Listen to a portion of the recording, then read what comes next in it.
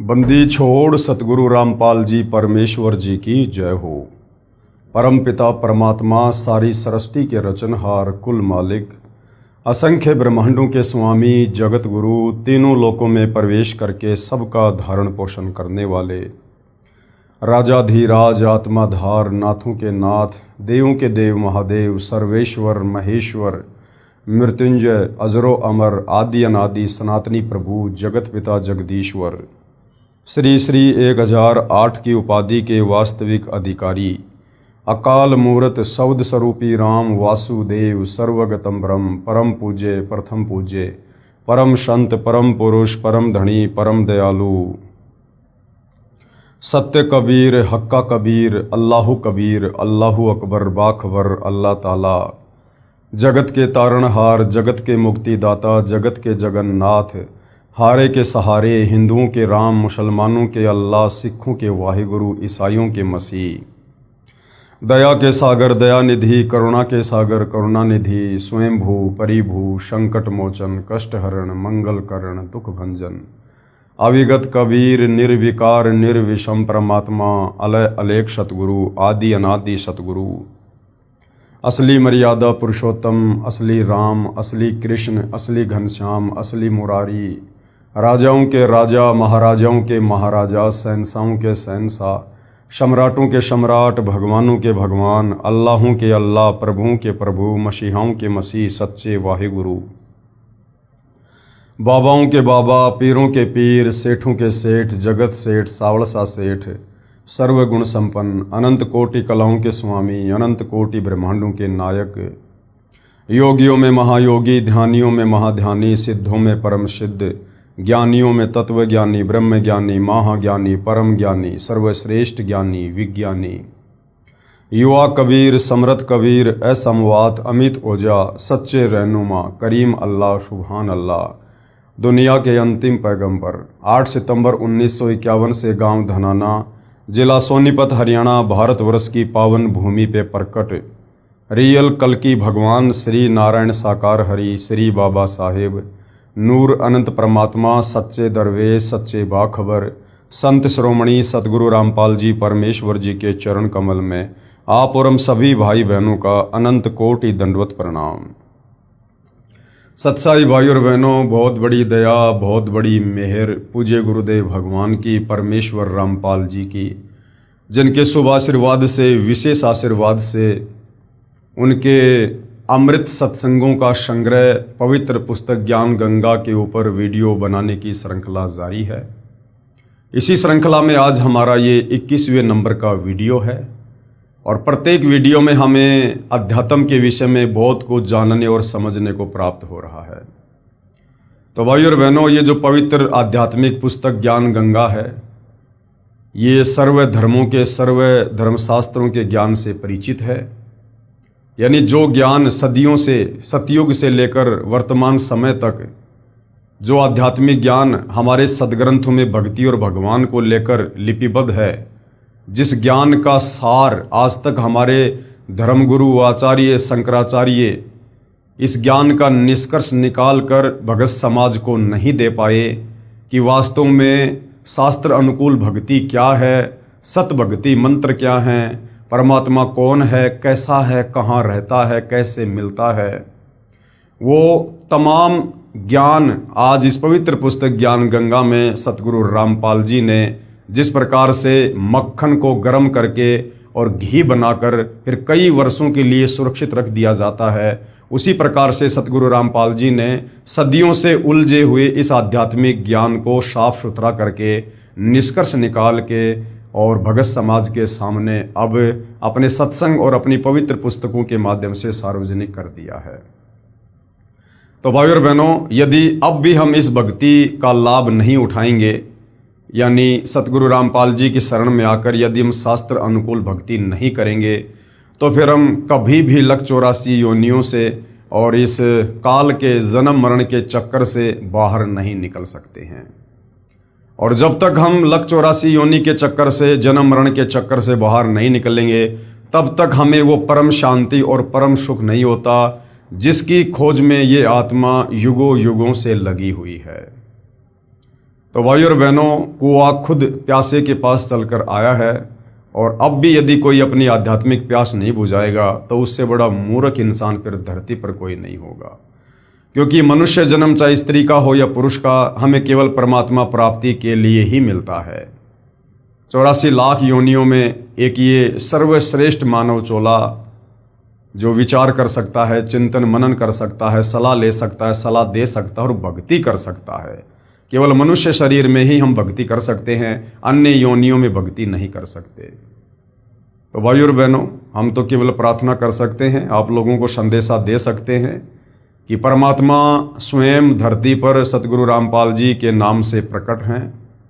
यदि फ़ायदा उठा सकते हो, आत्म कल्याण करवा सकते हो तो करवा लीजिए, अन्यथा जिस तरह युगों युगों से हम इस काल के कर्म बंधन में बंध कर कभी लक 84 योनि में, कभी जन्म मरण में, कभी नरक में, कभी तपतशिला पर जो असहनीय कष्ट उठा रहे हैं, वो हम यूं ही उठाते ही रहेंगे।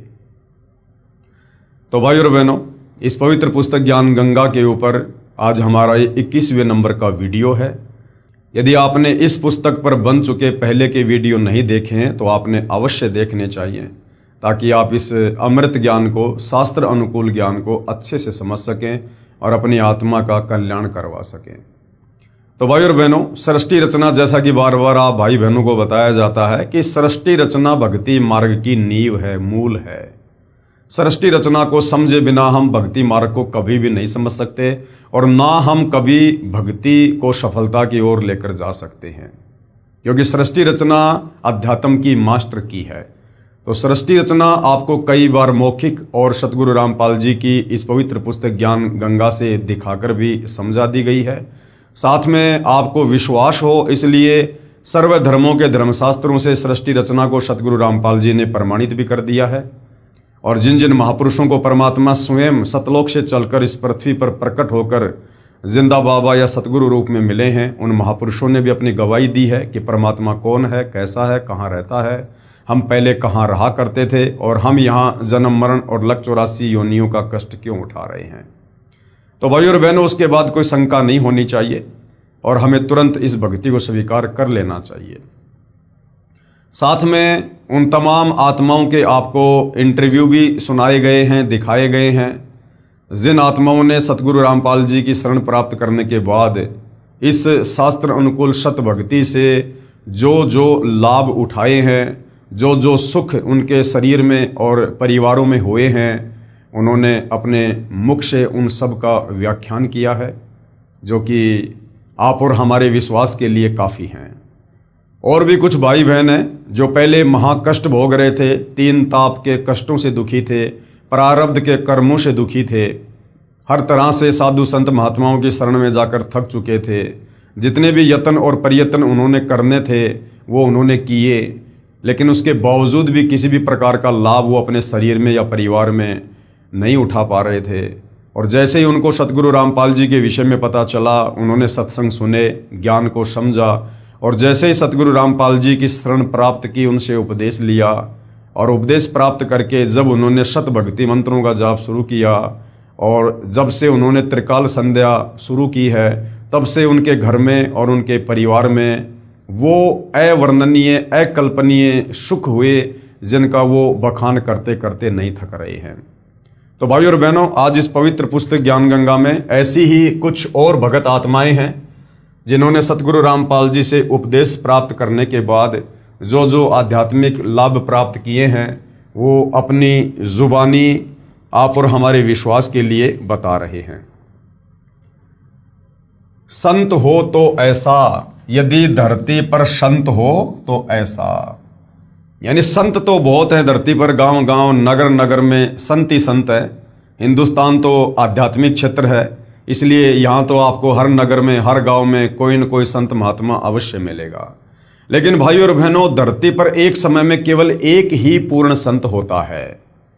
अब इन लाखों में से उस एक पूर्ण संत की पहचान करना बड़ा कठिन है। हालांकि वैसे गुरुदेव भगवान ने पवित्र गीता जी से और वेदों से ये साबित कर दिया है कि वास्तव में पूर्ण संत की क्या पहचान है। लेकिन पहचान उसी को होगी जो इन वेद और शास्त्रों को पढ़ेगा, या फिर सतगुरु रामपाल जी ने जो इनका निष्कर्ष निकालकर अपने सत्संगों में डाल दिया है, अपनी पुस्तकों में लिख दिया है। जब हम सतगुरु रामपाल जी के सत्संग सुनेंगे या उनके द्वारा लिखी पुस्तकों को पढ़ेंगे तो एक समय में धरती पर एक ही पूर्ण संत होता है और वो पूर्ण संत स्वयं कबीर परमात्मा जी ही होता है। उनके अलावा कोई सच्चा ज्ञान इस काल के 21 ब्रह्मांड में बता ही नहीं सकता है। तो संत हो तो ऐसा। मैं शशि प्रभा, प्रधानाचार्य यानी प्रिंसिपल, राजकीय वरिष्ठ माध्यमिक विद्यालय डिगाना, जिला जिंद में कार्यरत हूं। मैं अपने घर के लड़ाई झगड़े, मानसिक तनाव के कारण लगभग 35 वर्ष से परेशान थी। अब देखिए भाई और बहनों, आम तौर पर व्यक्ति यही सोचता है कि मैं पढ़ लिख कर कोई नौकरी प्राप्त कर लूंगा, 10, 15, 20 हज़ार रुपये मेरे घर में हर महीने आने लग जाएंगे तो मैं सुखी हो जाऊंगा। लेकिन यहाँ एक प्रिंसिपल शशि प्रभा बहन, उसकी तो काफ़ी तनख्वाह थी, उसके बावजूद भी उसके घर में वो कष्ट थे, वो कहर टूट रहे थे जिनका वर्णन करना मुश्किल है। तो भाई और बहनों, जीवन में पैसा ही सब कुछ नहीं होता है।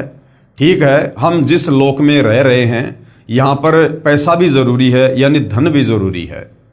लेकिन धन केवल आपकी आवश्यकता पूरी कर सकता है, आपके कर्मों को धन मिटा नहीं सकता, आपके भाग्य में लिखी समस्याओं को धन समाप्त नहीं कर सकता है। मैं अपने घर के लड़ाई झगड़े, मानसिक तनाव के कारण लगभग 35 साल से परेशान थी। पति मारता भी था, सारा वेतन छीन लेता था तथा जितना उससे परेशान किया जाता वह करता था। 32 किल्ले जमीन का मालिक होते हुए भी हमारे को सदा कुत्तों की तरह रोटी देता था। मैंने उसके तथा अपने सभी रिश्तेदारों से मदद मांगी। मैंने समाज में रहने वाले पंचायती आदमियों से भी मदद मांगी। मेरा किसी ने भी साथ नहीं दिया। ये विचार करके कि संत बिगड़े कार्यों को संवार दिया करते हैं, मैंने आनंदपुर बीना मध्य प्रदेश वाले को गुरु बनाया। लेकिन घर में वही कलेश। लड़कियां परमात्मा की दया से अपने दम पर पढ़ाई, अब शादी नहीं हो पा रही थी। बाप ने रिश्ता ढूंढना बंद कर दिया। अब इसी उलझन के कारण मैं बालाजी गई, बगड़ राजस्थान, धौलीधार हिमाचल प्रदेश गई। पीर फकीर गुरुद्वारे का सहारा लिया। घर में जब अकेली होती थी तब रोती थी कि धरती पर परमात्मा है या नहीं। जुल्म और नाइंसाफी सहन करती करती मेरी हालत पागलों सी हो गई थी। फिर एक दिन यह दुखी आत्मा उस परमात्मा के दरबार तक पहुंची जो दुख निवारण करता है। मेरे पड़ोस में पाठ हुआ, यानी सतगुरु रामपाल जी दीनदयाल परमात्मा अपनी आत्माओं के लिए चारों युगों में सतलोक से चलकर इस धरती पर आते हैं और भटकते रहते हैं। परमेश्वर को पता था कि अब उस आत्मा को शरण में लेने का समय आ गया है, इसलिए पूज्य गुरुदेव सतगुरु रामपाल जी ने उस बहन शशि प्रभा के पड़ोस में अपने किसी भगत के घर पर सत्संग रख दिया। मेरे पड़ोस में पाठ हुआ। मेरी पड़ोसन मुझे प्रसाद देने के लिए मेरे घर बुलाने आई। जाने के बाद बातचीत हुई। पाठ के बारे में बताया कि यह पाठ परमात्मा की सच्ची वाणी है जिससे दुख कटते हैं, परंतु यह पाठ केवल सतगुरु रामपाल जी की आज्ञा अनुसार करवाने से ही लाभ होता है। अन्य किसी से पाठ करवाने से कोई लाभ नहीं होता। जैसे राजा परीक्षित को कथा सुनाने के समय किसी भी ऋषि ने पाठ यानी कथा करने की हिम्मत नहीं की, क्योंकि वे अनअधिकारी थे तथा 7वें दिन परिणाम मिलना था। इसलिए स्वर्ग से ऋषि सुखदेव आए।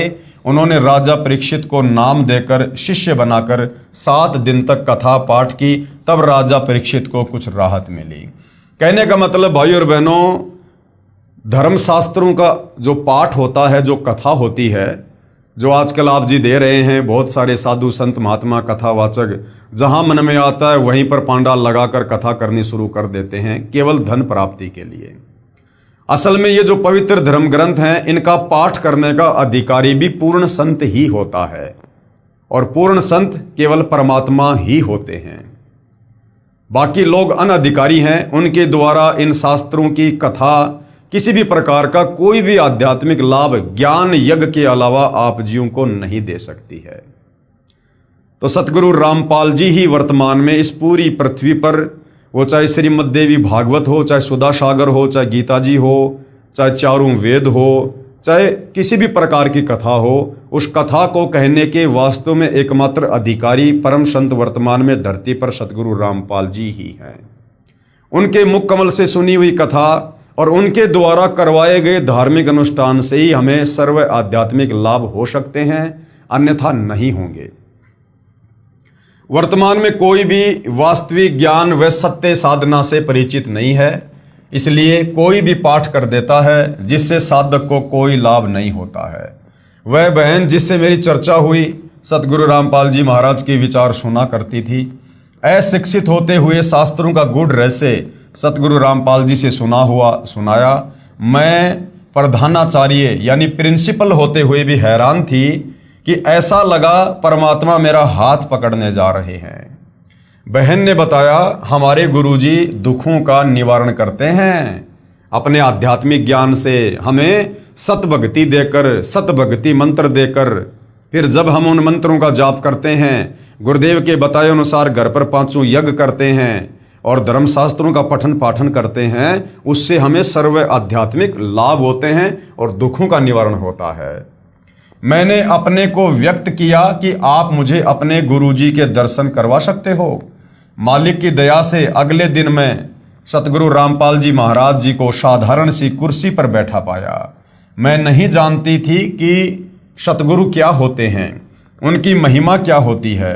जो जितना ऊंचा होता है वह उतना ही साधारण दिखता है। हमारा स्थान तो धरती से भी नीचे है। हम परमात्मा की महिमा को क्या समझें। मेरे गुरुजी ने मेरी व्यथा सुनी और कहा कि आप नाम उपदेश ले लो। सतगुरु रामपाल जी ने उसकी सारी राम कहानी सुनी। हालांकि वे तो अंतर्यामी थे, जानी जान थे, लेकिन लीला एक संत की कर रहे हैं, जिसके चलते उन्होंने उस बहन से उसकी सारी कथा सुनी। और उसके बाद गुरुदेव ने कहा कि देख बेटी, हमारे पास में कोई इंजेक्शन तो है नहीं, ना हम कोई दवाई देते हैं, ना कोई झाड़ा लगाते हैं, ना कोई जंत्र मंत्र करते हैं। हमारे पास तो राम नाम की दवाई है, हमारे पास तो पूर्ण परमात्मा का शत भक्ति मंत्र है। यदि आप उपदेश लेने के बाद मर्यादा में रहकर भक्ति करोगी तो परमेश्वर आपके सर्व कष्टों का निवारण करेंगे। आप नाम उपदेश ले लो, सब ठीक हो जाएगा। अगले दिन मुझे उपदेश दिया। 1 महीने के अंदर अंदर लड़की का रिश्ता आया और फिर शादी हुई। मुझे ऐसा लगा कि कुछ अनहोनी सी हो रही है। वही पति जो रिश्ता भी नहीं कर रहा था आज शादी कर रहा है। फिर कुछ समय बाद मेरी बड़ी लड़की के पेट में रिसोड़ी हो गई, बच्चा अभी था नहीं। फिर चिंता बनी। मैंने अपने लड़के को कहा कि तुमने देखा कि जब हम फिल्म देखते हैं तो इधर से परमात्मा की प्रार्थना की जाती है और उधर से किसी व्यक्ति का ऑपरेशन चल रहा हो तो वह ठीक हो जाता है। वह मेरी बात से सहमत हो गया और ताजपुर दिल्ली सतगुरु के सत्संग में सेवा में चली गई। वहां से मैं लड़की के पास अस्पताल में गई। ऑपरेशन ठीक हुआ। जो शंका कैंसर की हुई वह भी ठीक हुई। फिर लड़की गर्भवती हुई। इतने में जमाई के साथ एक ट्रैक्टर मोटरसाइकिल की दुर्घटना का समाचार मिल गया। मुझे तो मेरे पूज्य गुरुदेव जी के अतिरिक्त कुछ नहीं सूझता। मालिक की जितनी महिमा गाऊं थोड़ी है। इस जिव्या से जितना मैं अपने गुरुजी की महिमा लोगों को सुनाऊं थोड़ी है। 1.5 महीने के अंदर ठीक होकर जमाई घर आ गया। दुनिया क्या समझे कि मेरी प्रार्थना परमात्मा सुनता है। हृदय से की गई परमात्मा परमेश्वर अवश्य सुनते हैं। जिस दिन से मैंने ये उपदेश लिया, यानी सतगुरु रामपाल जी से नाम उपदेश लिया, मैंने उन नकली संतों की फोटो अपने आंगन में डालकर शवा कर दी। सतगुरु रामपाल जी की भक्ति का नियम है कि सतगुरु रामपाल जी से उपदेश प्राप्त होने के बाद, यानी सतगुरु रामपाल जी को अपना सतगुरु धारण करने के बाद, पहले आप चाहे कितने सतगुरु धारण कर चुके थे, आपके घर में साधु संत महात्माओं की, देवी देवताओं की कितनी भी फोटो क्यों ना है, लेकिन सतगुरु से उपदेश लेने के बाद आप जब अपने घर पर दरबार साहिब लगाओगे तो केवल आपके सतगुरुदेव भगवान की ही फोटो होनी चाहिए। अन्य पहले वाले गुरुजनों की, साधु संतों की फोटोएं दरबार में या घर में नहीं होनी चाहिए। यदि आप घर में अकेले उपदेशी हैं और आपके बाकी घर वाले अन्य संतों को मानते हैं, तो वो अपने दरबार में अलग से अपने कमरे में अपने गुरुजियों की फोटो रख सकते हैं, अपने देवी देवताओं की फोटो रख सकते हैं, हमें कोई ऑब्जेक्शन नहीं। लेकिन सतगुरु रामपाल जी का भगत अपने घर में जिस कोने में दरबार लगाकर भक्ति करता है, कम से कम उस कमरे में या उस दरबार में अपने गुरुदेव के अलावा अन्य किसी साधु संत महात्मा या देवता की फोटो नहीं होनी चाहिए। उस दिन से मेरी यह जीवन की गाड़ी पटरी पर चढ़ी। 23 सितंबर 2003 को मैंने अपनी जागती आंखों से 4-5 बजे को एक भयानक आकृति देखी। इतनी भयानक आकृति का व्यक्ति था कि यदि नाम न ले रखा होता तो मेरा दिल फट जाता। यानी काल बली वहां पर आया, क्योंकि उस बहन का वो जीवन का अंतिम समय था, उसके बाद उसकी आयु शेष नहीं थी। लेकिन वो सतगुरु से पहले ही उपदेश प्राप्त कर चुकी थी और ऋग्वेद में कहा गया है कि वो परमात्मा भक्ति करने वाले भगत की आयु बढ़ा देता है, श्वासों को बढ़ा देता है, अपने भगत को 100 वर्ष जीने के लिए आयु प्रदान करता है। तो बहन शशि प्रभा का वो अंतिम दिन था। यदि वो सतगुरु रामपाल जी की शरण में ना होती तो उस दिन उसे काल उठाकर ले जाने वाला था। परंतु मुझे उस समय तो भय नहीं लगा, लेकिन यह एहसास हो गया कि यह यमदूत है। अगले दिन मैंने अपने गुरुजी को बताया, जिन्होंने ये स्पष्ट किया कि मेरे उक्त दिन को श्वास पूरे हो गए थे। गुरुदेव ने कहा कि बेटी, उस दिन तेरी श्वासें पूरी हो चुकी थी, उसके बाद तेरा जीवन शेष नहीं था। अब मैं अपने परमात्मा स्वरूप गुरुजी की दया से ही जी रही हूँ। उन्हीं की कृपा से छोटी लड़की की शादी एक इंजीनियर लड़के से पिछले वर्ष हुई। 2-3 बार मेरी नौकरी जाने की भी आशंका हुई, लेकिन फिर मेरे परमात्मा ने मुझे संभाला, मुझे 2 पदोन्नति दी, यानी नौकरी में उनका प्रमोशन हुआ। सतगुरु रामपाल जी महाराज कहते हैं कि राजा भी प्रभु का ही बच्चा होता है, उसमें भी प्रभु की शक्ति काम करती है। परमेश्वर ही अपने साधक के लिए राजा में प्रेरणा करके सर्व फेरबदल करा देता है। यानी सारी सृष्टि कबीर परमेश्वर जी के अधीन है और कबीर परमात्मा ही वर्तमान में सतगुरु रामपाल जी के रूप में धरती पर आप और हमारे आत्म कल्याण के लिए प्रकट हैं। तो भला क्या राजा, क्या महाराजा, क्या ब्रह्मा विष्णु महेश, क्या ये काल और क्या दुर्गा, सबका रिमोट कबीर परमात्मा सतगुरु रामपाल जी के हाथ में है।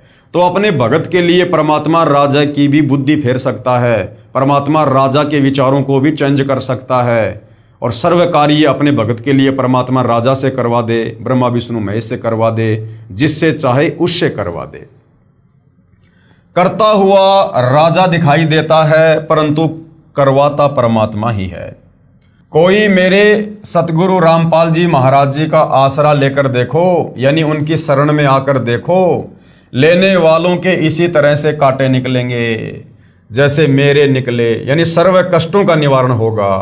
परमात्मा सचमुच बेसहारों का सहारा है, आत्मा की पुकार सुनते हैं। मेरे साथ इन चंद वर्षों में जो हुआ उसे केवल परमात्मा ही कर सकता है। मेरे गुरुदेव जी की महिमा वर्णन करने के लिए मेरे पास शब्द नहीं है। 7 समुद्र की मसी करूं, लेखनी करूं बनराय, सब धरती का कागज करूं, पर सतगुरु के गुण लिखे न जाएं। ये स्वयं ही कबीर साहिब के अवतार हैं, यानी स्वयं ही कबीर परमात्मा धरती पर अवतार लेकर अवतरित हुए हैं। जो परमात्मा का दीदार चाहता है वह करोथा आना ना भूले। दुनिया कहती है कि भगवान को किसने देखा, भगवान कभी दिखाई नहीं देता, वो निराकार है। बहन शशि प्रभा कह रही है अपने भक्ति अनुभव के आधार से कि यदि किसी को परमात्मा के वास्तव में दर्शन करने हैं तो अपनी आंखें खोलो, सतगुरु रामपाल जी के सत्संग सुनो, उपदेश लो। परमात्मा आपके समक्ष हैं, बस केवल उन्हें पहचानने की आवश्यकता है। मुझ छोटे से जीव को आपने कैसे उभारा, यानी बहन शशि प्रभा अपने गुरुदेव भगवान की महिमा कर रही है कि मुझ छोटे से जीव को आपने कैसे उभारा।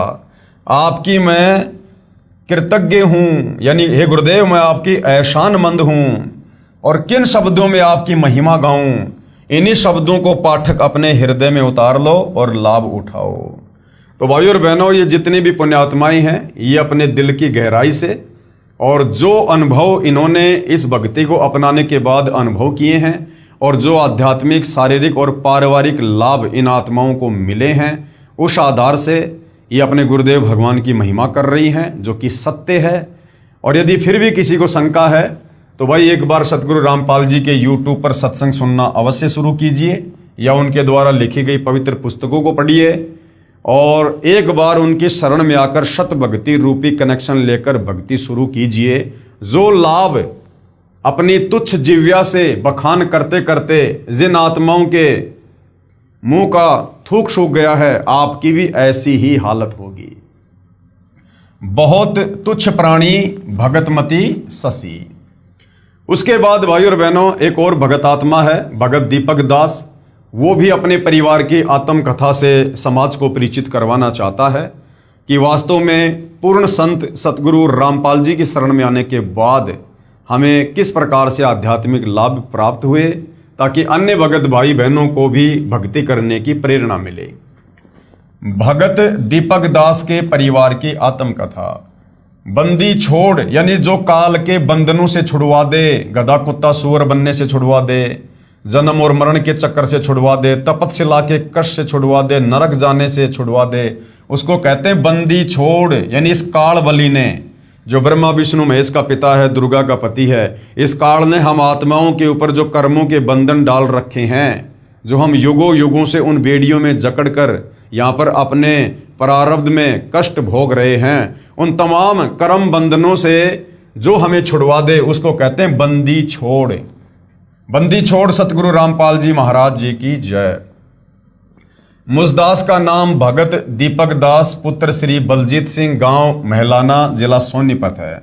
अब देखिए भाई और बहनों, जब हम शुरुआत में सतगुरु रामपाल जी से जुड़ते हैं तो ये परमेश्वर है, ये परमात्मा है, कुछ सुख परमेश्वर अपनी तरफ से, अपने कोटे से देते हैं, ताकि इस बच्चे का विश्वास बने और ये भक्ति पर लगा रहे।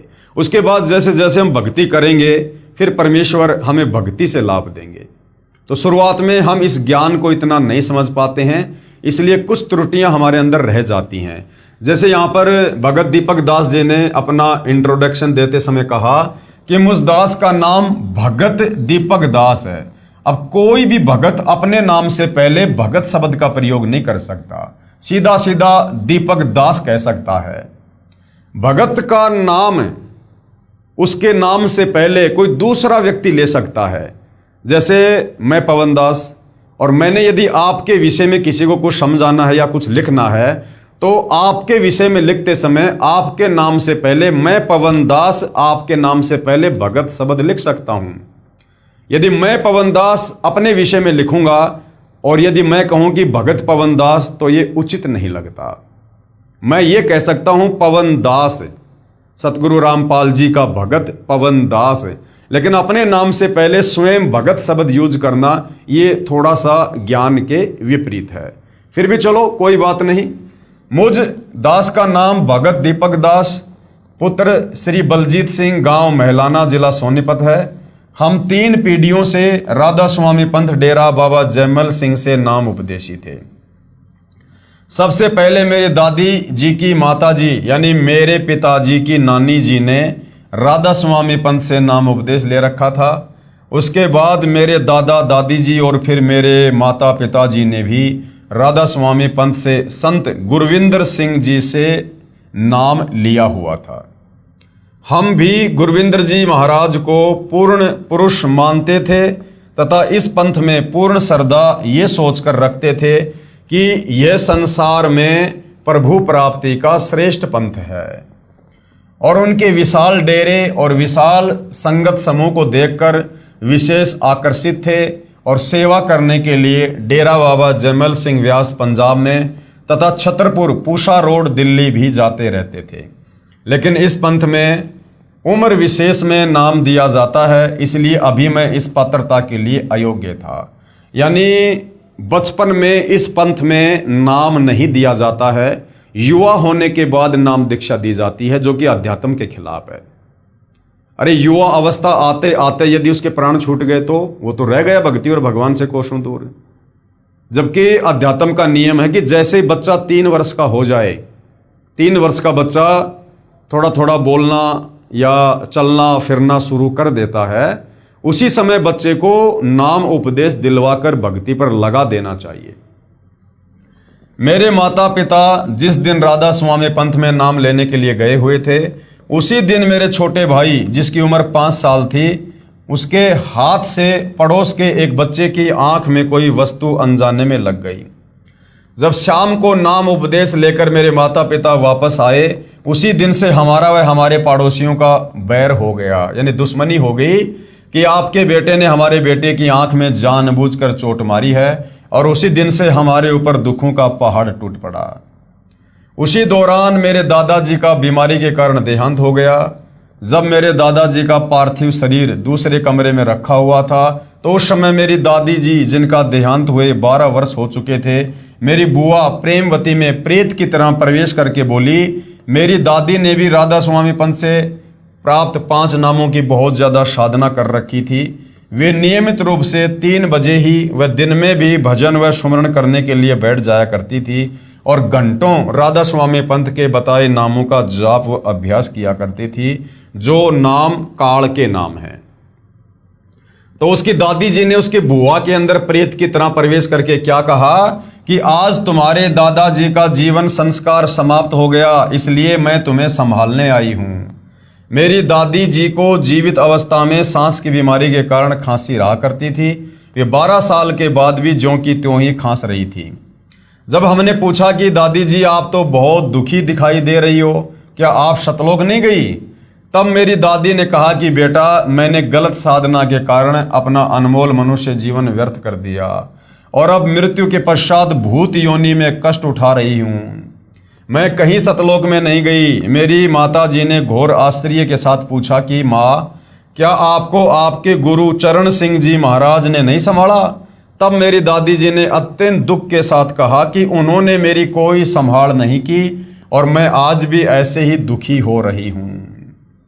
उस घटना के 2 साल बाद एक दिन मेरी दूसरी बुआ कमला देवी के अंदर मेरे दादाजी प्रेतवत प्रवेश करके बोले और कहा कि मैं तो बहुत दुखी हूँ तथा मेरी कोई गति नहीं हुई, मैं नहाना चाहता हूँ। ये सुनकर मेरी माता जी ने दुख व आश्चर्य से कहा कि आप तो सतलोक में गए थे, क्या वहाँ पर नहाने के लिए पानी भी नहीं है?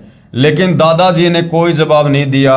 फिर मेरी माता जी मेरे दादाजी यानी जो कि मेरी बुआ कमला देवी में प्रेतवत प्रवेश थे, उनको नहलाने लगी तो वह कहने लगे कि बेटी, मैं अपने आप नहा लूँगा। तो मेरी माता जी ने दादाजी को, हालांकि वह मेरी बुआ जी में प्रवेश थे, इसलिए बुआ को कपड़े ही पहना दिए। तो मेरा दादाजी बोले, बस बेटी मेरी धोती ले आओ, मैं बांध लूँगा। मेरी माता जी ने ऐसे ही एक चद्दर पकड़ा दी जो उन्होंने कपड़ों के ऊपर से ही लपेट ली। फिर कहा कि मेरे लिए चाय बनाओ और जल्दी जल्दी में ही चाय पी ली। मैंने पूछा कि दादाजी आप सतलोक नहीं गए? तो उन्होंने कहा कि बेटा, मैं तो बहुत कष्ट में हूँ।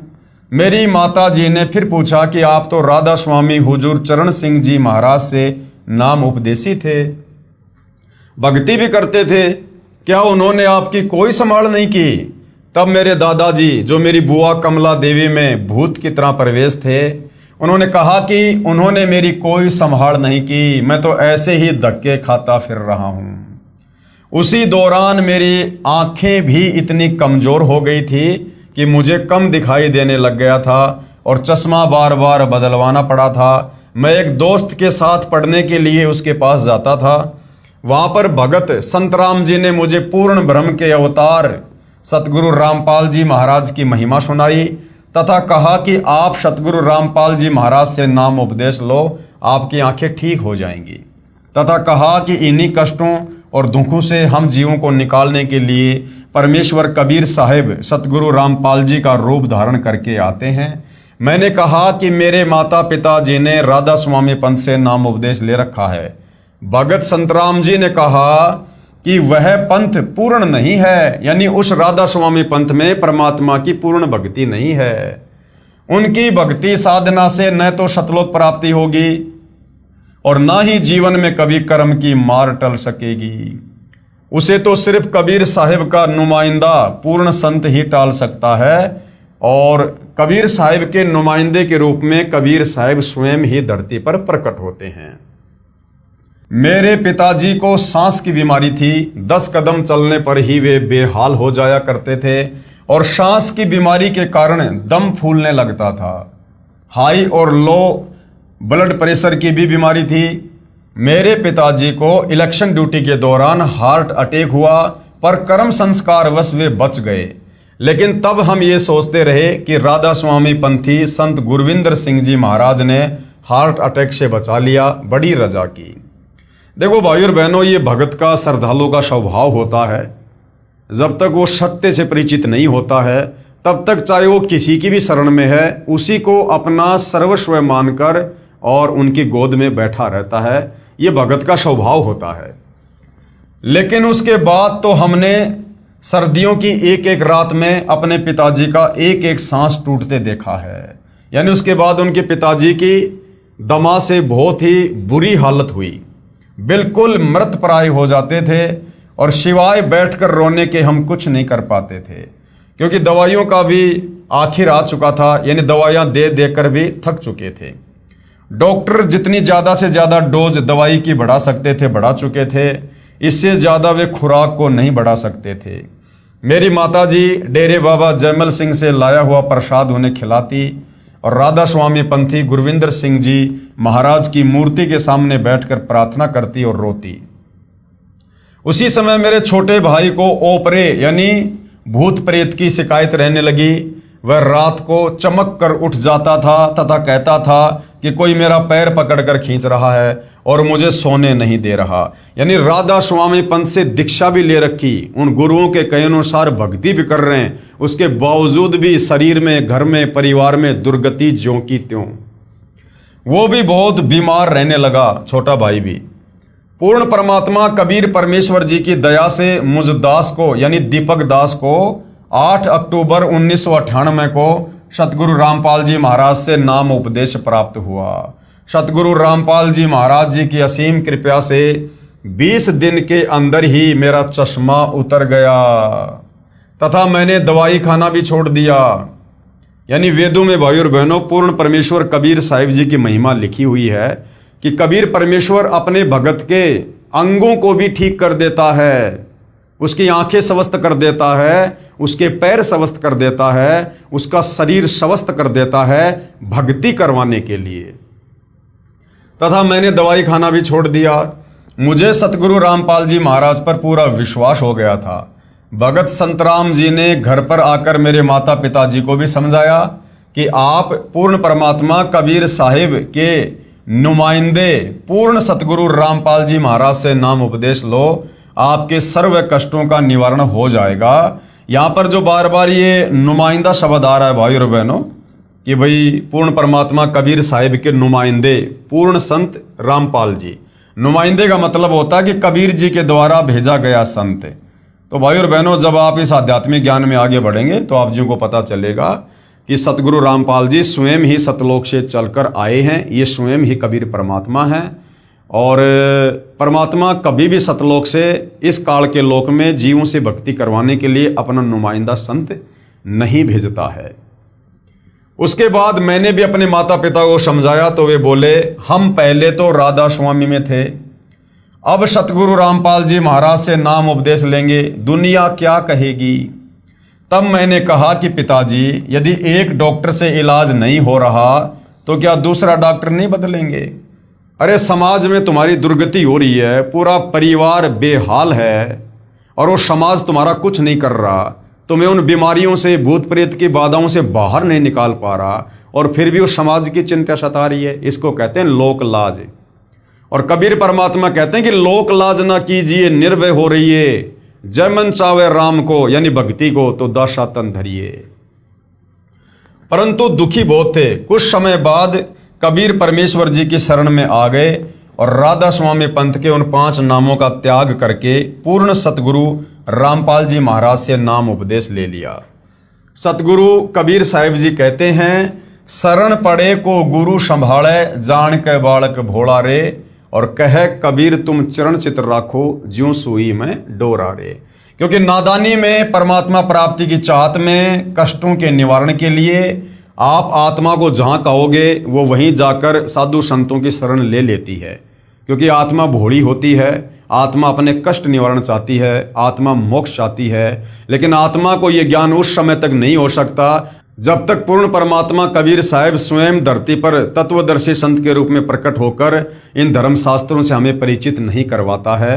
और जब तक हमें पूर्ण संत की पहचान का पता नहीं चलता है और भगवान की वास्तविक भक्ति का पता नहीं चलता है इन शास्त्रों को देखकर, तब तक भाई और बहनों श्रद्धावश हम ऐसे ही भटकते रहते हैं। तो कहते हैं शरण पड़े को गुरु संभाले जान के बालक भोला रे। सारे परिवार के नाम लेने के साथ ही हमारे अच्छे दिन शुरू हो गए। मेरे भाई का ओपरा यानी वो प्रेत बाधा ठीक हो गया, पिताजी का स्वास्थ्य बिल्कुल ठीक हो गया। पहले वे 10 कदम भी नहीं चल सकते थे, अब एक आदमी के साथ लगकर चीनी की बोरी को उठा लेते हैं। आज हमारा परिवार पूर्ण परमात्मा के अवतार सतगुरु रामपाल जी महाराज जी की शरण में उनकी दया से पूर्ण सुखी है। सतगुरु रामपाल जी स्वयं ही अपने अवतार हैं। सतगुरु रामपाल जी किसी के अवतार नहीं हैं, क्योंकि ये पूर्ण ब्रह्म परमात्मा हैं और पूर्ण ब्रह्म परमात्मा स्वयं ही सतलोक से चलकर यहाँ पर अवतरित होता है। परंतु हमारे दादा दादी व पिताजी नानी जी के मनुष्य जीवन का जो नुकसान हुआ उसकी भरपाई किसी भी प्रकार से नहीं हो सकती।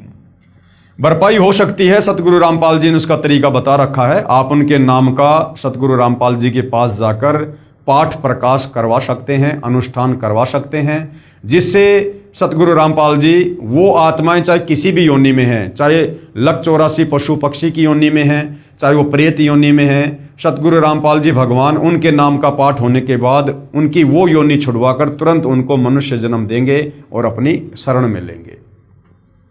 यदि किसी आदमी की जान बचाने के लिए लाखों और करोड़ों रुपए खर्च कर दिए जाएं और उसकी जान बच जाए तो उसे उस खर्च हुए पैसे का कोई मलाल नहीं होता और सोचता है कि चलो जान तो बची, लेकिन आज चाहे कितनी भी कीमत चुकाने पर भी मेरे दादा दादी का जीवन, जो कि शास्त्र विरुद्ध साधना राधा स्वामी पंथ द्वारा बताए 5 नामों की साधना करने से बिल्कुल व्यर्थ चला गया।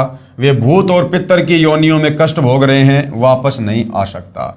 जो घिनौना मजाक ये नकली संत और पंथ सर्व समाज के साथ कर रहे हैं, क्योंकि 84 लाख योनियां भोगने के पश्चात मिलने वाले अनमोल मनुष्य जीवन को, जो पूर्ण परमात्मा को प्राप्त करने का एकमात्र साधन है, उसे बर्बाद कर रहे हैं। इस महाशक्ति की आपूर्ति किसी भी कीमत से नहीं की जा सकती। अब भाई और बहनों, सतगुरु रामपाल जी ने बताया कि दोष इन संतों का भी नहीं है, क्योंकि यहाँ पर जितने भी प्राणी हैं, चींटी से लेकर हाथी, मनुष्य से लेकर ब्रह्मा विष्णु महेश, ये सब इस 21 ब्रह्मांड के स्वामी ज्योति निरंजन काल के अधीन हैं। ये सब काल के रिमोट से चलते हैं। जब तक तत्वदर्शी संत की शरण में जीव नहीं आता है, तब तक वो 21 ब्रह्मांड में काल के रिमोट से ही चलता है। तो ये जितने भी साधु संत महात्मा आचार्य शंकराचार्य हैं, ये अपनी सोच आधार से तो समाज का भला करने के मकसद से ही ये बीड़ा उठाते हैं, गुरु पदों पर बैठे हुए हैं। ये लोग ये सोचकर कि हमें जो आध्यात्मिक ज्ञान है वो पूर्ण है और इसी आध्यात्मिक ज्ञान से समाज का भला होगा, ये सोचकर ये लोग आगे उपदेश करते हैं।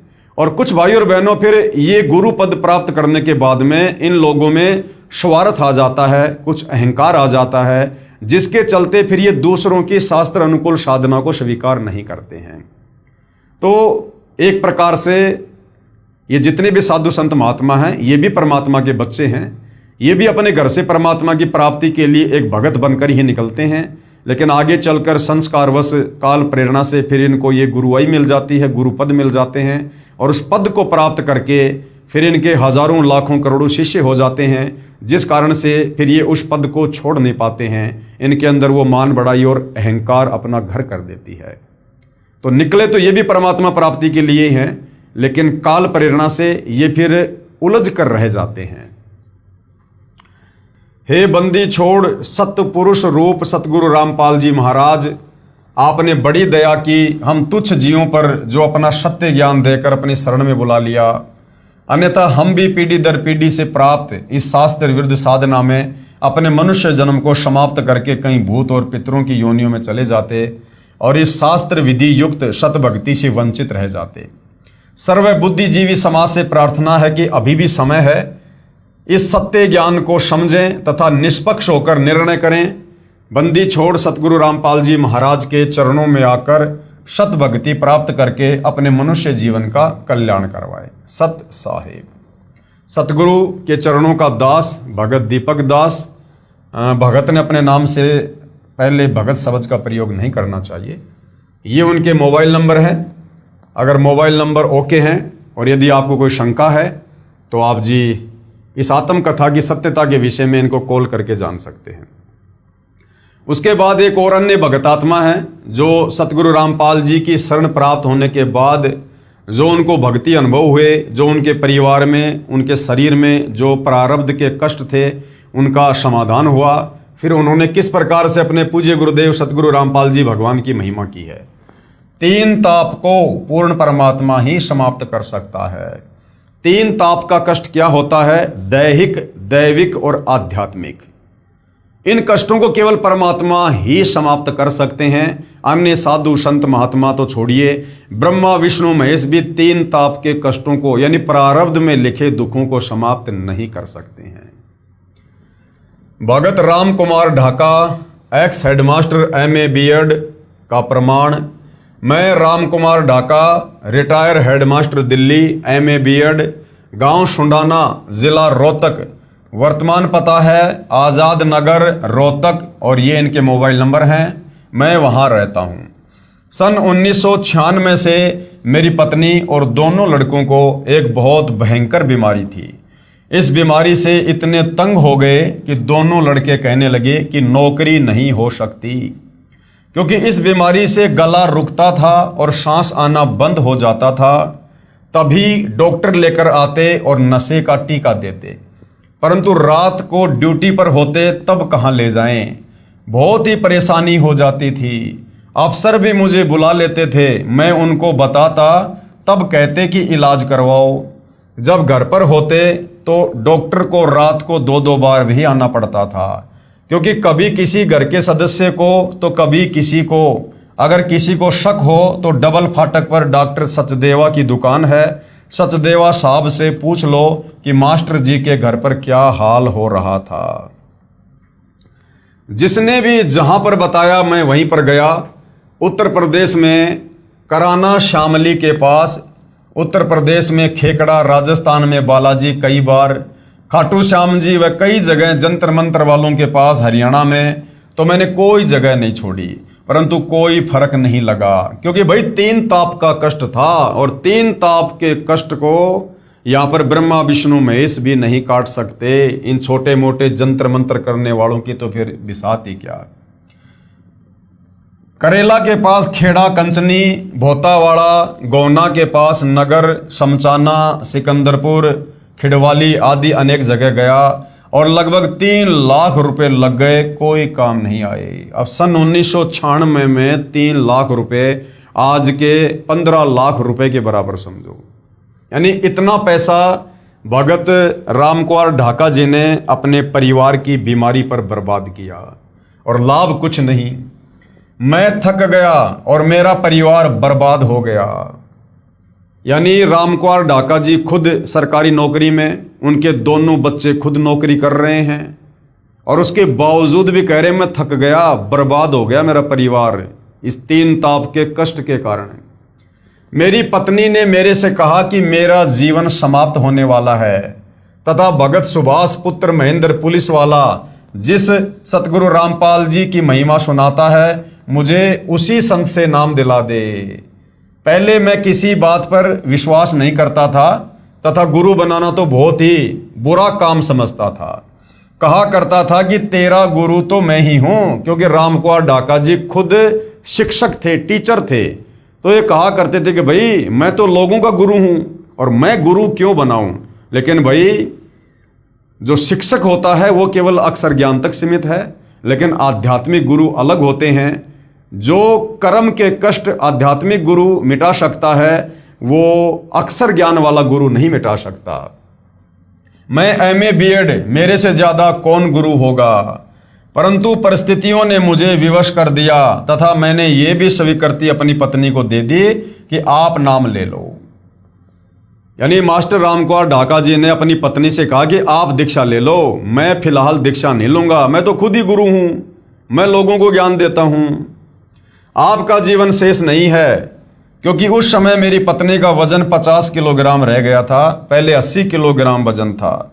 उठने बैठने से भी रह गई थी, चलना फिरना तो बहुत दूर की बात थी। मैंने कहा मर तो ली, नाम और लेकर देख ले, अपने मन की यह और करके देख ले। अब मैं तेरे को नहीं रोकूंगा, नाम ले ले, ठीक है। क्योंकि सतगुरु रामपाल जी से नाम लेने के लिए कहने दूसरे तीसरे महीने सुभाष हमारा भतीजा आता था और कहता था ताई नाम ले लो नहीं तो मरोगे। मैं कहता था कि कोई डॉक्टर छोड़ा नहीं, हम बालाजी आदि सभी तांत्रिकों के पास सिर मार लिया, तो आपका संत क्या ले रहा है? यानी भाई तुम्हारे गुरुजी के पास में क्या है? हम तो हर जगह भटक लिए, बड़े बड़े मंदिरों में हर जगह जा लिए। क्योंकि उस समय तक मास्टर रामकुमार ढाका जी को संत की परिभाषा का पता नहीं था, इनको संत के गुणों का पता नहीं था, इसलिए अनजाने में ये इस प्रकार की बातें किया करते थे। परंतु तंग आकर कहीं बात नहीं बनी, तब नाम लेने भेज दी। क्योंकि मैं भी अपने परिवार के आश्रम में जाने के सख्त विरुद्ध था। 16 जनवरी 2003 में नाम लिया और गहरी नज़र गीता में नामक पुस्तक साथ लेकर आई। 1 महीने में जैसे दीपक में तेल डाल दिया, इस प्रकार रोशनी हो गई। हर महीने 3 किलो वजन बढ़ने लगा। मास्टर रामकुमार ढाका जी की धर्मपत्नी जब नाम दीक्षा लेकर आई तो वो तुरंत ऐसे स्वस्थ होने लगी जैसे किसी ने बुझते हुए दीपक में तेल डाल दिया हो और लो फिर से जल उठी हो। और साथ में वो सतलोक आश्रम करोथा से गहरी नज़र गीता, जो सतगुरु रामपाल जी ने पवित्र गीता जी का निष्कर्ष निकालकर एक पवित्र पुस्तक लिखी है, वो पुस्तक भी साथ घर पर लेकर आई। मेरी पत्नी के नाम लेने से ही मेरे बड़े लड़के को भी बगैर नाम लिए ही अच्छी नींद आने लगी। क्योंकि घर में परमात्मा का प्रवेश हो गया, और जिस घर में परमात्मा का प्रवेश हो जाता है फिर वहां से दुष्ट आत्माएं, प्रेत आत्माएं पलायन करना शुरू कर देती हैं। जैसे मान लीजिए घर के किसी सदस्य ने ऑल आउट खरीद कर घर में लगा दिया। अब ऑल आउट तो खरीद कर वो लाया, लेकिन मच्छरों से मुक्ति अन्य को भी मिल जाती है। तभी उसने अपनी पत्नी को नाम दिलवाया, यानी मास्टर रामकुमार ढाका जी के लड़के ने भी अपनी पत्नी को नाम दिलवाया। फिर मैंने गहरी नज़र गीता में पुस्तक पढ़ी, तब मैं भी गहराई में गया तो पाया कि ऐसा ज्ञान कभी नहीं पढ़ा और ना कभी सुना था। और मैंने भी अप्रैल 2003 में नाम दीक्षा ले ली। आज मेरे घर में सभी बड़े बच्चे तक सब नाम ले चुके हैं और भक्ति कर रहे हैं। जब वह बीमारी होती थी तब सारा घर कांप उठता था। लड़ाई झगड़ा, नौकरी में विवाद, डॉक्टर का आना जाना या मेडिकल में इमरजेंसी में लेकर पहुंचते थे। आज हमारा घर स्वर्ग के समान है और सतलोक जाने की इच्छा है। 1 महीना पहले शौपन में परमेश्वर कबीर साहिब जी गुड़गांव सेक्टर 57 में प्लाट बुक कर गए। जब ड्रॉ निकला तो वही प्लाट नंबर मिला जो शौपन में कबीर परमेश्वर ने बताया था। सुबह समाचार पत्र पढ़ा तो वही प्लॉट नंबर अलॉट था। हमारे यहाँ ऐसी बीमारी थी कि कोई भी इतना दुखी नहीं होगा जो हम थे। अब सतगुरु रामपाल जी महाराज से उपदेश प्राप्त करने के पश्चात बहुत थोड़े दिनों में हम बहुत सुखी हैं। मेरे घर पर जिन यानी जिंद प्रकट हुआ। उसने कहा मैं आपके आश्रम में जाता हूँ, सब कुछ देख कर आता हूँ, परंतु मैं शीशों में नहीं जाता जहाँ संत जी बैठकर सत्संग करते हैं, क्योंकि मैंने सब बातों का पता है। अगर वहाँ जाऊँगा तो मेरी पिटाई बनेगी, इसलिए मैं वापस बाहर आ जाता हूँ। और तुम कहीं तांत्रिकों के पास क्या, चाहे बालाजी गए, मैं अंदर जाया ही नहीं करता, बाहर रह जाता हूँ। मेरे को कोई बांधने वाला नहीं है। मेरे साथी डरपोक थे, वो भाग गए, अब मैं नहीं जाऊँगा। मेरे को पढ़कर छोड़ रखा है। मैंने तेरे घर व तेरी लड़की के घर की ईंट से ईंट बजानी है। मैं इस प्रकार पढ़कर छोड़ रखा हूँ कि एक के बाद एक सभी के विनाश का नंबर आएगा, चाहे कहीं भी भाग लो। कुछ दिन के बाद वही प्रेत घर में फिर प्रकट हुआ और जोर जोर से बोलने लगा, कहाँ है तेरा गुरु रामपाल, कहाँ है तेरा मालिक कबीर देव, कबीर परमेश्वर। जब भी वह प्रकट होता था, मनुष्य की तरह बातचीत करता था। तभी मेरी पत्नी हमारे घर पर बने पूजा स्थल पर चली गई और दंडवत प्रणाम किया। तभी जिंद प्रेत की पिटाई आरंभ हो गई और कहने लगा, क्या पिटाई करते हो, इन दीवारों को अब गिरा दूंगा। उसकी अच्छी पिटाई हुई। वो कहने लगा, हाय ये तो दीवार नहीं लोहे का जाल है। सरिये हैं। ये मालिक रामपाल जी कहाँ से आ गए? ये तो बरवाड़ा सत्संग करने गए हुए थे। उस दिन सतगुरु रामपाल जी महाराज बरवाड़ा जिला हिसार में सत्संग करने गए हुए थे। मैं तो इसलिए आया था कि मालिक यहाँ पर है ही नहीं। अब भाई और बहनों, जब हम इस ज्ञान की गहराई में जाएंगे तब हमें पता चलेगा कि सतगुरु रामपाल जी का जिस घर में एक बार प्रवेश हो जाता है, यानी उपदेश प्राप्त करने के बाद में जिस घर में सतगुरु रामपाल जी की भक्ति शुरू हो जाती है, फिर वहाँ कोई प्रेत व्रेत नहीं आ सकता। तो यहाँ पर ये जो जिंद कहा जा रहा है कि हमारे घर पर आया और इस प्रकार से बोला, तो भाई और बहनों, ये सारे खेल सतगुरु रामपाल जी परमेश्वर जी के हैं। उस भगत रामकुमार ढाका के परिवार को विश्वास दिलाने के लिए ये सारा खेल सतगुरु रामपाल जी ने स्वयं ही जिंद के रूप में खेला, ताकि उस परिवार को सतगुरु रामपाल जी की शरण में आने के बाद उनकी भक्ति पर विश्वास हो और आज के बाद वो अन्य किसी भी साधु संत महात्मा या तांत्रिक के चक्कर में पड़कर अपने जीवन को बर्बाद ना करे। तो परमेश्वर इस प्रकार से भी अपनी आत्माओं को अपनी शरण में बनाए रखते हैं। जिंद ने कहा कि मैं आया था तुम्हारी ईंट से ईंट बजाने, परंतु मेरी ईंट से ईंट बज गई। मेरे को नरक में डालेंगे, मैं चला जाऊंगा, मुझे छुड़वा दो। करोथा आश्रम में सतगुरु रामपाल जी बैठे हैं, इनको आदमी मत समझना, पूर्ण परमात्मा आए हुए हैं, इनको मत छोड़ देना, नहीं तो खता खा जाओगे, यानी धोखा खा जाओगे। ऐसे ही खेड़ा कचनी वाला पंडित भी इलाज करता था। तो सतगुरु रामपाल जी ने स्वयं के ऊपर विश्वास करवाने के लिए इस प्रकार की लीला जिंद के रूप में इस परिवार के साथ की। जब मैं खेड़ा कचनी में गया तो उस पंडित ने बताया कि आपका परिवार एक के बाद एक करके खत्म हो जाएगा। मैंने नहीं मानी, परंतु शाहपुर में ही भाई की लड़कियों की शादी कर रखी है तथा वह पंडित भी शाहपुर का ही है। फिर पंडित जी ने हमारे चौधरी को बताया कि रोहतक वाले चौधरी रामकुमार के यहाँ बहुत खतरनाक बीमारी है और सारा परिवार नष्ट हो जाएगा, उनको बुला कर लाओ। तब हमारे चौधरी साहब ने बटेऊ को मेरे पास भेजा। हमारे बटेऊ जिले सिंह ने बताया और वह साथ लेकर गया। बुलाना तो आसान था, परंतु फिर इलाज बहुत मुश्किल हो गया, उसके काबू में नहीं आया। मंगल व शनिवार को रात के समय 5-5 चौकियां आती थी, उन्हें उतारता और साथ में तालाब में डाल देता। ये कार्यक्रम 4 साल तक चलता रहा, परंतु बाद में हाथ खड़े कर दिए। मैं बोतावाड़ा जिंद एक स्याणे के पास पहुंचा। उसने कहा कि तेरी बीमारी मैं काट दूंगा, आपकी बीमारी का मुझे पता है। वह हमें कई बार बालाजी भी ले गया, यानी सतगुरु रामपाल जी की शरण में आने से पहले की बातें हैं ये। न उस स्याणे के काबू में आया और ना ही उसके मंदिर में, क्योंकि मंगल व शनिवार को चौकियों के आने से उसको इतना तंग कर दिया कि वह भी हाथ खड़े कर गया। क्योंकि चौकियां जब आती थी तो मेरे पास भी संदेश आ जाता था कि रात 9 से 2 बजे तक आग जलाकर पानी का लोटा लेकर और लाठी लेकर जागते रहना है। यह कार्यक्रम सन 1996 से 2002 तक चलता रहा। बोतावाड़े के पास जब चौकी आई तो उसमें एक पर्ची मिली थी। बोतावाले शाने को कहा था कि 20 से हट जा, तेरे को 50,000 रुपये दे देंगे, नहीं तो तेरी भी खैर नहीं। उसने डर के कारण मुझे इनकार कर दिया। मैं दिन में दिल्ली नौकरी करने जाता और रात को पहरा देता, कभी रात को डॉक्टर को बुला कर लाता। मेरी बहुत ही दुर्दशा थी। कौन करें? मास्टर रामकुमार ढाका जी। मैं ऊपर के काम से तथा सारा परिवार बीमारी से बहुत तंग था। किसी को कहते तो मजाक करते थे, किसी ने भी साथ नहीं दिया। बहुत पैसे, लगभग 3 लाख खर्च हो गए। मेरी पत्नी चांदकौर को थायराइड हो गई थी। जनवरी 2003 में डॉक्टर ओपी गुप्ता ने थायराइड के लिए तिमारपुर दिल्ली अस्पताल में दाखिल करवाने के लिए मार्क कर दिया, परंतु वहां न जाकर मैं मेडिकल में डॉक्टर चुग, इसका स्पेशलिस्ट था, उससे इलाज करवाया। उसने कहा सारी उम्र दवा खानी पड़ेगी, परंतु अब 2003 में सतगुरु रामपाल जी से नाम लेने के बाद दवाई बिल्कुल समाप्त हो गई। मैंने डॉक्टर चुग को भी चेक करवाया तो हैरान हो गए ये कैसे हुआ, और उनको सारी बातें समझाई। अब मेरे लड़के व मेरी पत्नी की सभी बीमारियां बंदी छोड़ने ठीक कर दी। किस बंदी छोड़ने? सतगुरु रामपाल जी ने। बड़े लड़के का नाम सुरेंद्र कुमार तथा छोटे लड़के का नाम मनोज कुमार है। दोनों हरियाणा पुलिस में नौकरी करते हैं।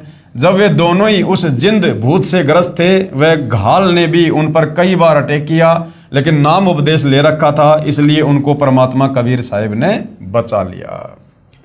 तत्वदर्शी जगत गुरु सतगुरु रामपाल जी महाराज हमारे लिए ही अवतरित हुए हैं, यानी सतलोक से चलकर स्वयं ही आए हैं। क्योंकि जिस परिवार में दो लड़के नौकरी पर दोनों में ही जिंद हो तो उस घर में क्या होगा। जिस औरत के दोनों लड़कों के साथ ऐसा खिलवाड़ हो और खुद में भी जिंद हो तो क्या जिंदगी है। जो लोग करोथा आश्रम के बारे में ज्ञान अर्जित नहीं करते वे लोग अंधेरे में हैं, क्योंकि पढ़ने के लिए दिमाग दिया है, पढ़िए और सोचिए कि वास्तविकता क्या है। यानी दुनिया के बहकाने में मत आइए।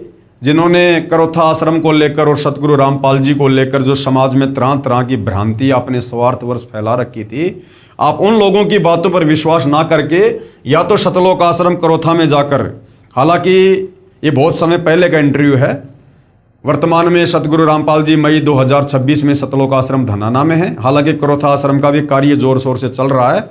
आने वाले समय में हो सकता है सतगुरु रामपाल जी सतलोक आश्रम करोथा में बैठकर भी सत्संग करेंगे। तो कहने का मतलब है किसी के कहने से संतों के विषय में अनाप शनाप बातें करना या उनकी निंदा करना महापाप का भागी होता है।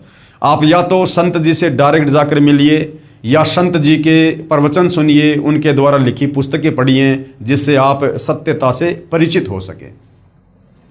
हमारा परिवार बर्बाद हो गया था। मेरे बच्चे और मेरी पत्नी जब ठीक हो गई तभी मैंने अपने आप को सतगुरु रामपाल जी के चरणों में समर्पण कर दिया। मेरा कुछ नहीं है, ये तन मन धन सब गुरु जी के चरणों में समर्पित करता हूँ। मेरी लड़की ने व दामाद ने भी नाम ले लिया। आज मेरी बेटी का घर भी स्वर्ग हो गया है। मेरा दामाद शराब पीता था, उसने शराब भी त्याग दी। मेरी लड़की की प्रमोशन, प्लाट, मकान आदि चंद दिनों में ही प्राप्त हो गए तथा सबकी मौज हो रही है। सन 2003 में बंदी छोड़ सतगुरु रामपाल जी महाराज ने हमारे पाप कर्मों रूपी सूखे घास के ढेर को शतनाम रूपी अग्नि से जलाकर नष्ट कर दिया। जब ही पाप हृदय धर्यो भयो पाप को नाश, और जैसे चिनगारी अग्नि की पड़े पुराने घास। यानी शतनाम वो 2 नाम का मंत्र है जो हमारे प्रारब्ध के पाप कर्मों को सुमरण करने से जलाकर यानी वो नष्ट कर देता है, मिटा देता है। न कोई गंडा, न कोई डोरी, न कोई राख, न कोई ताबीज आदि कुछ नहीं, बस केवल बंदी छोड़ के मंत्र यानी नाम उपदेश मात्र से सर्व रोग नष्ट हो गए। मंत्र तो मोक्ष प्राप्ति के लिए सभी बंधनों से छुटकारा पाकर सतलोक ले जाने का है। ये सभी बीमारियां तो रूंगे में कबीर देव की कृपा से ही समाप्त हो जाती हैं। रूंगा यानी मुफ्त में। यदि ऐसा ना हो तो भक्ति से विश्वास उठ जाता है। अब हम बहुत सुखी हैं। अब चाहे कोई कुछ भी करे, हमारे घर पर कुछ नहीं हो सकता, क्योंकि हम बंदी छोड़ कबीर साहिब के हंस हैं, यानी सतगुरु रामपाल जी के भगत हैं, उनके चरणों में हैं। मैं भी नहीं मानता था, इन बातों को पाखंड कहता था, परंतु जब एक के बाद एक को डॉक्टर के पास ले जाता था तब बीमारी में पैसे भी लगे, तंग भी हुए, तब आंखें खुली, वास्तव में ही जाल में फंसा रखा है। इसलिए अपने इस भ्रम को भुला देना कि भूत प्रेत कुछ नहीं है। मैं कहता हूं कि बकवास नहीं, ये बातें वास्तव में हैं, क्योंकि मरोड़ में मैंने अपने घर को बर्बाद कर दिया होता। इसलिए मैं सभी पाठकों से प्रार्थना करता हूं कि आप भी अपने समस्त दुखों से छुटकारा पाने व शत भक्ति करने के लिए सतलोक आश्रम करोथा में परम पूज्य सतगुरु रामपाल जी महाराज से मुफ्त में उपदेश प्राप्त करके अपने मनुष्य जीवन को सफल बनाएं। प्रार्थी हेडमास्टर रामकुमार MBEd, ये इनके मोबाइल नंबर हैं, आप जी संपर्क करके बात कर सकते हैं। उपरोक्त कुछ भगतात्माओं की आत्मकथाएं आपने पढ़ी। ऐसे ऐसे भगत हजारों लाखों हैं जो अपनी आत्मकथा पुस्तकों में लिखवाना चाहते हैं, लेकिन यहाँ पर स्थान के अभाव के कारण हम कुछ एक भगतों की आत्मकथा दे पाए। यदि सभी भगतों की आत्मकथा हम लिखने बैठ जाएं तो शायद सैकड़ों पुस्तकें छप जाएंगी। इसलिए समझदार व्यक्ति को इशारा यानी संकेत ही काफी होता है। भक्ति में भेद, भक्ति में बहुत भेद होता है, यानी भक्ति में बहुत अंतर होता है।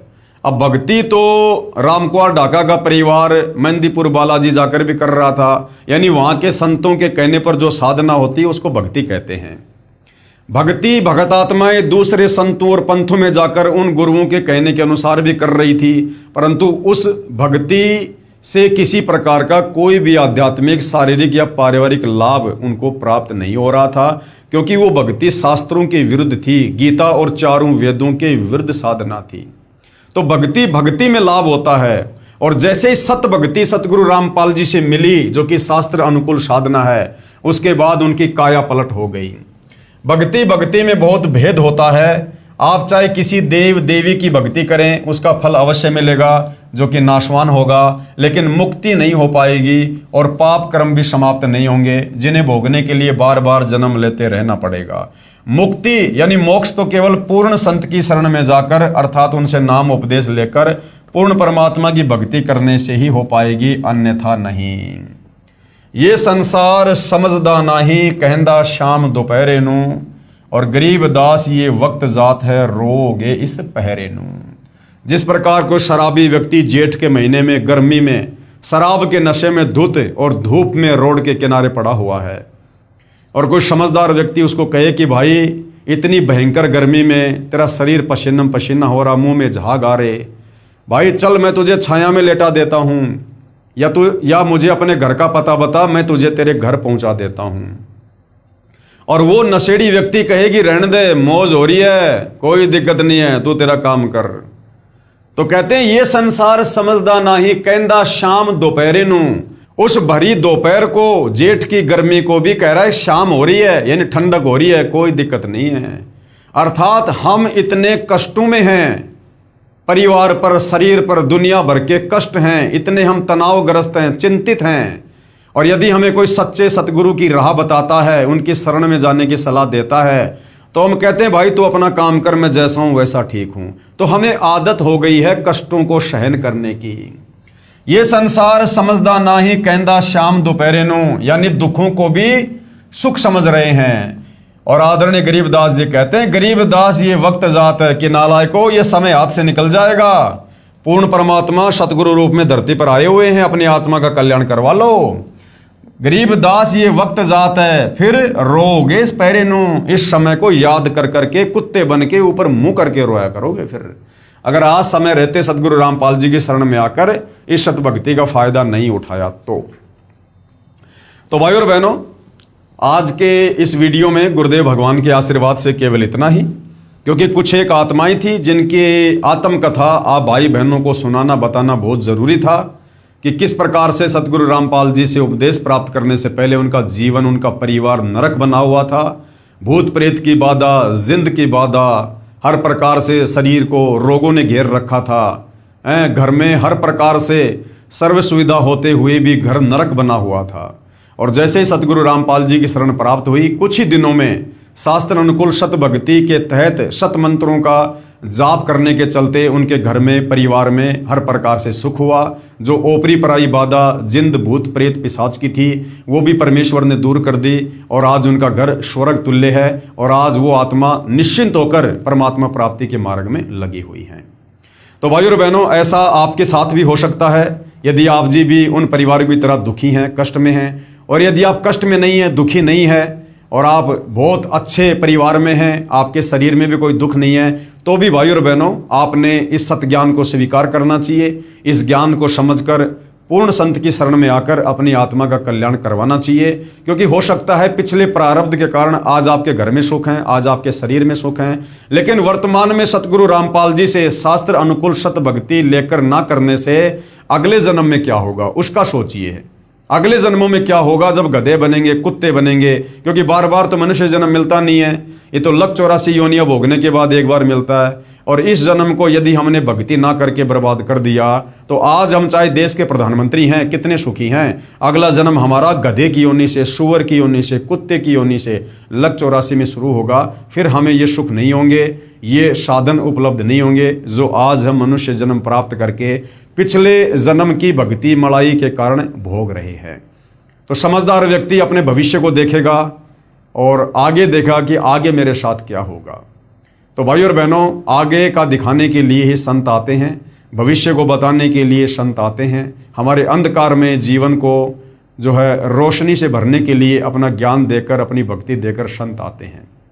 तो भाइयों और बहनों, हमने मनुष्य जन्म प्राप्त करके बुद्धि विवेक का इस्तेमाल करके इन बातों पर विचार करना चाहिए कि मैं कौन हूँ, कहाँ से आया हूँ, क्यों जन्म रहा हूँ, क्यों मर रहा हूँ। मैं भले सुखी हूँ, लेकिन मेरे जैसे ना जाने कितने लोग दुखी हैं, रोडों पर भीख मांगते हैं। मैं भी इंसान, वो भी इंसान, दोनों में इतना अंतर क्यों? इन तमाम प्रकार के सवालों के जवाब आपको आत्मज्ञान के तहत केवल सतगुरु रामपाल जी के सत्संग सुनने से मिल सकते हैं। और जब आत्मज्ञान होगा तो फिर परमात्म ज्ञान भी सतगुरु रामपाल जी आपको देंगे और आपके इस जीव की मुक्ति भी करवाएंगे, यदि आपने समय रहते उनके ज्ञान को समझकर उनकी शरण ग्रहण करी तो भाइयों और बहनों, केवल निवेदन कर सकते हैं, प्रार्थना कर सकते हैं। इसलिए आज के सत्संग में केवल इतना ही। कल परमेश्वर की सेवा में फिर हाजिर होंगे। तब तक पूज्य गुरुदेव भगवान हम सभी भाई बहनों को आज्ञा दें, आशीर्वाद दें और हमें भ्रमने भटकने से बचाएं और हमारा मार्गदर्शन करें। बंदी छोड़ सतगुरु रामपाल जी परमेश्वर जी की जय हो।